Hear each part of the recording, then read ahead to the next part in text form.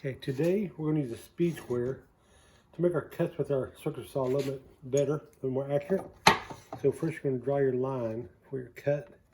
Use your speed square, so it's a nice straight line there.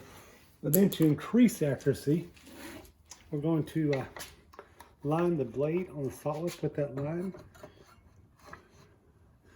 And then slide my speed square right up against it. So speed square there, I'm going to go ahead and clamp it into place so it doesn't move. It's also allow your fingers to stay farther away from that saw blade. And like always, you don't want to put your battery in or to power your saw on until you're ready to cut. So we'll do this. I'll put my shoe right up against the edge of that speed square. That'll give you a nice square cut along that edge. If you enjoyed this tip, DIYwoodcraft.net. Thank you.